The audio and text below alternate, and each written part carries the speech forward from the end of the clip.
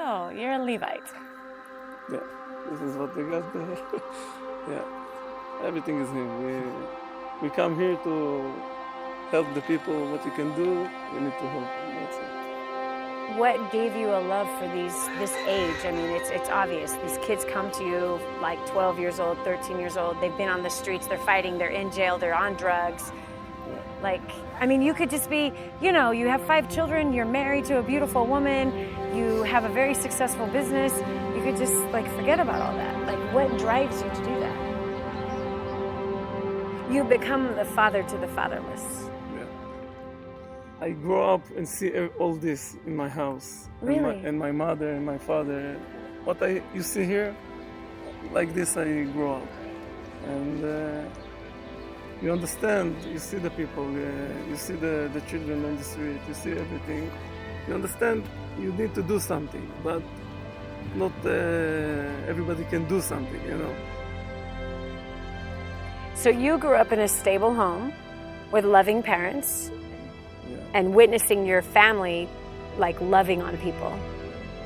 Yeah. And so they taught you to see the kids that are on the street and to help? You don't need to tell me nothing. It's better if you help somebody else, you can help your family.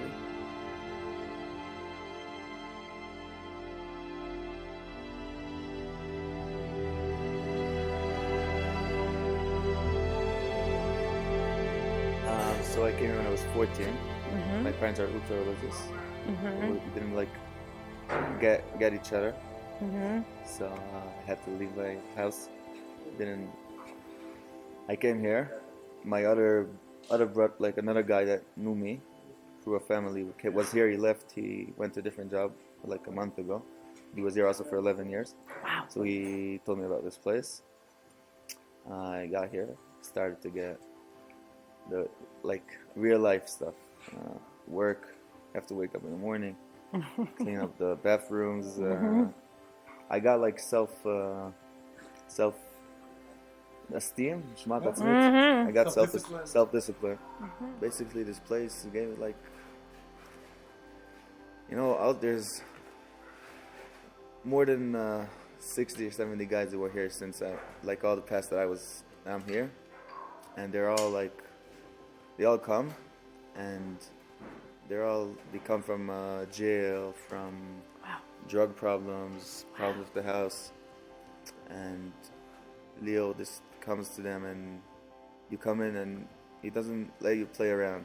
He right away says, okay, it's for the first day and the first night. Sometimes it's still fine, you know, the first night, and then the morning after, he's like, okay, 6 o'clock in the morning, you're up. I'll give you a few missions. You have to finish them. Like, it doesn't give you time to play around. Right. And then he faces you with real life, and then that helps you to not to like be a little. It makes you think and understand that you could cry all day and stay nothing, or start facing it with life and start moving and doing stuff. Wow. So that's the biggest, deepest thing he did for me. He didn't let you just cry in all of your No crying. past. No, nothing. There's a situation. And be a victim. Exactly. There's a situation. Okay. You didn't get along with no matter what. No, it doesn't matter what happened. You did drugs. Right. It doesn't matter what happened to you. You have one choice. You have or to get out of it and become better, or to get out of it and become better. You can't stay and cry and complain, because it's just doesn't work. It doesn't work like that here. Where do you think you would have been had you did not come here all those years ago? So I have, in my, I grew up in Jerusalem, in Har Nof, if you heard about the place. And we were like a group of 7, 8 guys. They're all doing drugs and sitting and drinking. We used to wake up in the morning and say, okay, how long, we're gonna get the money to get high today, and then what, you know, that was our. And how old were you when you started doing drugs? 14. Wow. 15, yeah.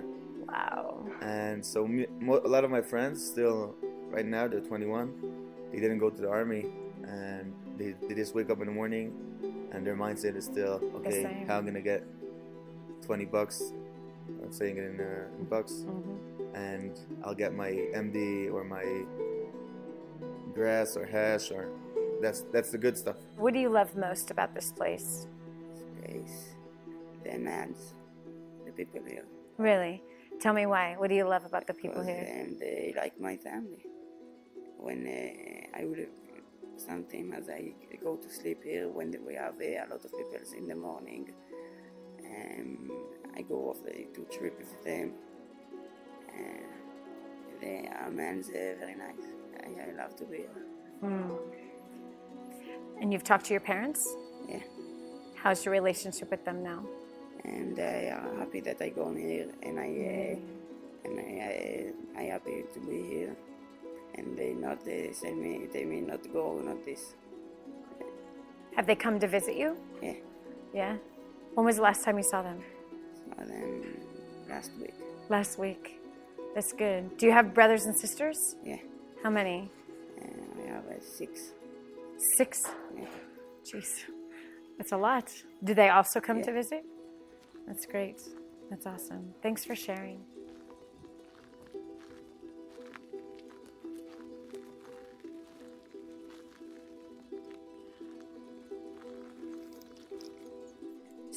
So we're here in Israel, and I'm a little bit disturbed inside of myself because this culture seems to know and to understand some things that we back in the United States or even Canada or what I've seen throughout Europe, we just don't have an understanding of the Bible in this way.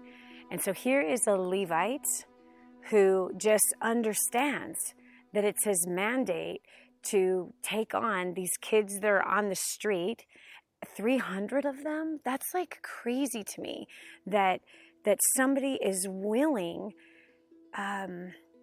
to risk his business and to pour his life into other people's lives. And yet we have 300 million people in the United States of America. We have countries all over Europe. So many of us are just selfish with building our own wealth.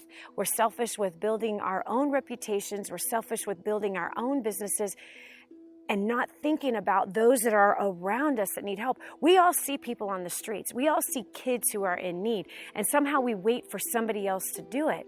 And yet here is a man, I mean, he's 40 years old. And he's been doing this for years. Come on, we met someone who's been here for 12 years. So look at this. I mean, imagine you're a father of 5. You have a business that you have employees. Those employees are dependent on you. Your wife and your 5 kids are dependent on you. And yet he sees the need and he just reaches out. And this isn't somebody who's like, oh, no, he's like former military. He's a strong, healthy, masculine man.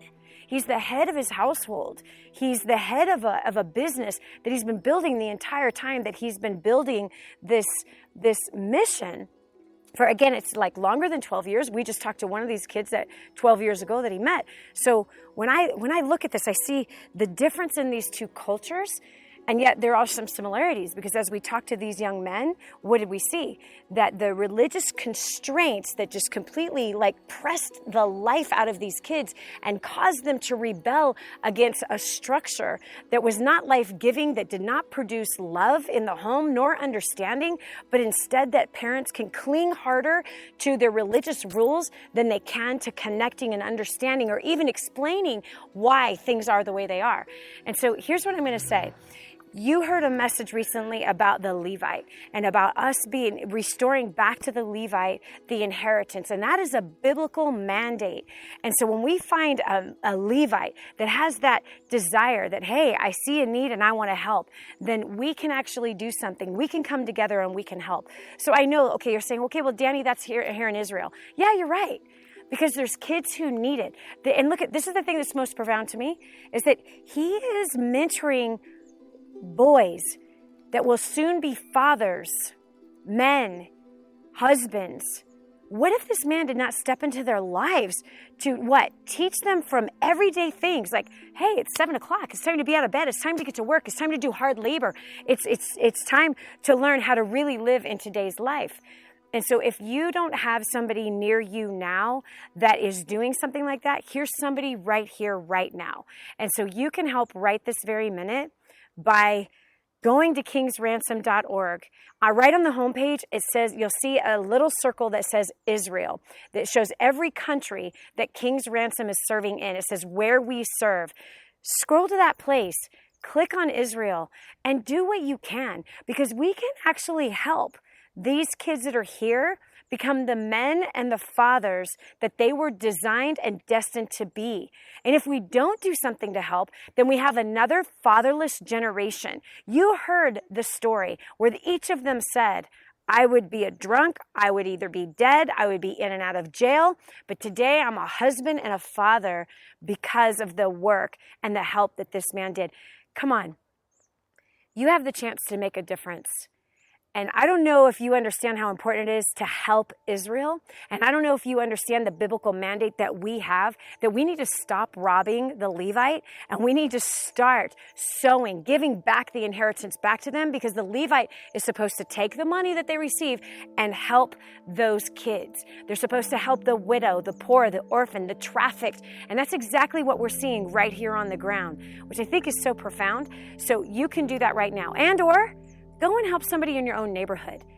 You might see a kid and you might be like, man, I don't want to take that on. That's just too much work. It's too much responsibility. I got too many things going on. I got my dreams to follow. Really? Really? Is your idea a God idea, or is it your idea? Are you done failing in your ideas? Maybe it's time you add purpose to your money. You add purpose to your life by having your life line up with your Father in heaven. And that is that if we are blessed, we're supposed to be a blessing to other people. So you can go to kingsransom.org right this minute and you can make a difference right here in the land of Israel, right here in the Holy Land, with these people that were set apart by God. And we can make a difference in each and every one of their lives if you choose right this minute to give what you can. $1, $2, $10, $1,000, $10,000, $100,000, $1 million. You can make a difference right here in the land of Israel as we are feeding orphans. We're taking care of the elderly. We're taking care of widows. We're taking care of boys that are on the street, girls that are on the street, bringing them off the street. We are doing a mission right here, and you can be a part of it. So go to kingsransom.org right now.